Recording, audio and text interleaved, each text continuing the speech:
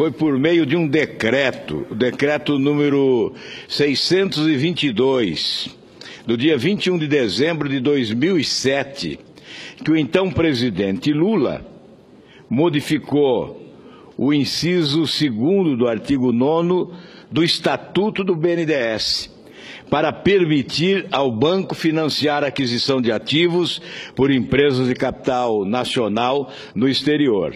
Veja a sutil alteração promovida pelo presidente Lula. E agora nós conhecemos as consequências desta alteração. O decreto é o de número 4.418 e que altera o artigo 9º do Estatuto do BNDES, quando coloca: o BNDES poderá também, no parágrafo 2º, financiar a aquisição de ativos e investimentos realizados por empresas de capital nacional no exterior, desde que contribuam para o desenvolvimento econômico e social do país. Contribuem com o desenvolvimento social e econômico de que país? Porque é evidente que quando a JBS, com recursos do BNDES, comprou frigorífico nos Estados Unidos, estava contribuindo para o desenvolvimento econômico e social dos Estados Unidos e não do Brasil. É evidente que o Brasil só perdeu. Após essa mudança no Estatuto Social do BNDES, o governo federal aprofundou o processo de endividamento da União para direcionar mais dinheiro ao BNDES. Vamos repetir números que, incansavelmente, eu já repeti aqui diversas vezes. Foram 716 bilhões de reais, de 2008 a 2014, durante 6 anos, portanto, empréstimos da União ao BNDES, 716 bilhões de reais. Do FAT, PIS, PASEP e FGTS, 243 bilhões. E o restante do Tesouro Nacional. Do Tesouro Nacional foram repassados, portanto, ao BNDES 473 bilhões, um absurdo inédito, jamais visto na história desse país. Portanto, os brasileiros pagarão 184 bilhões. Subsídio para a diferença entre uma taxa de juro paga pelo governo e a taxa de juro oferecida pelo governo aos empresários beneficiados nesse esquema de corrupção. Bom, esse dinheiro todo que foi dado a esses empresários, ele já estava disponível no BNDES? Ele já estava disponível no caixa do governo? Não. Agora você vai entender de onde veio o dinheiro que financiou aquelas empresas que eram aqueles modelos de grandes empresas brasileiras no exterior e quem vai pagar a conta.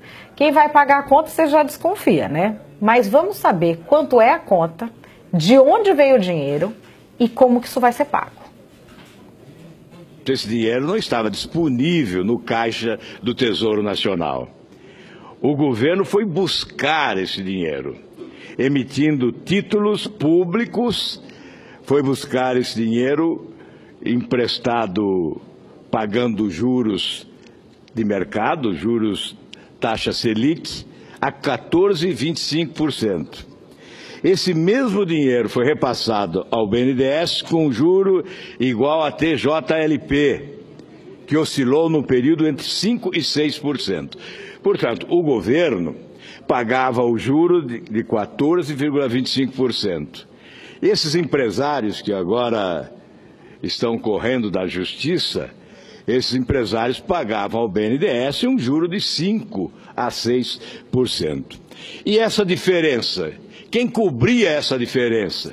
Quem cobria essa diferença? Ora, você que está ouvindo esse discurso agora e que paga impostos. O contribuinte brasileiro subsidiou essas taxas de juros privilegiadas praticadas pelo governo brasileiro através do BNDES com os chamados campeões nacionais e, mais do que isso, com os países amigos de quem governava o Brasil. Cuba, Angola, Venezuela, Equador, enfim, países mais próximos ideologicamente daqueles que governavam o nosso país, com o benefício de recursos facilitados. Essa diferença paga pelo povo brasileiro alimentou algumas das ditaduras mais corruptas do universo. Alguns ditadores tiveram sobrevivência graças a esses recursos que saíram dos cofres dos trabalhadores brasileiros, especialmente, através do FAT, do PIS/PASEP, do FGTS. Recursos pertencentes aos trabalhadores brasileiros foram repassados para alimentar as ditaduras sanguinárias de outros países, alimentando também a corrupção internacional. Bom, para vocês terem uma ideia, em Angola, o ditador José Eduardo dos Santos está deixando o poder, coisa que ele já havia ameaçado fazer diversas vezes, mas ao contrário de todos os prognósticos de estudiosos, ele não está passando o poder para nenhum de seus filhos, ele está passando o poder para o ministro da Defesa, depois que o seu caixa parou de ser alimentado, de ser inundado com dinheiro de empreiteiras brasileiras e depois que o marketing parou de ser resolvido pela mão amiga que ele tinha em solo angolano sempre que a coisa apertava. A gente tem essa crise já tendo desdobramentos internacionais. E agora fica a pergunta, quem é que vai investigar por que em 2007 se decidiu que o BNDES passaria a financiar atividades internacionais? Isso naquele momento era para o nosso bem? Era para o bem do Brasil? Pode ser que seja, mas é uma resposta que o Brasil espera.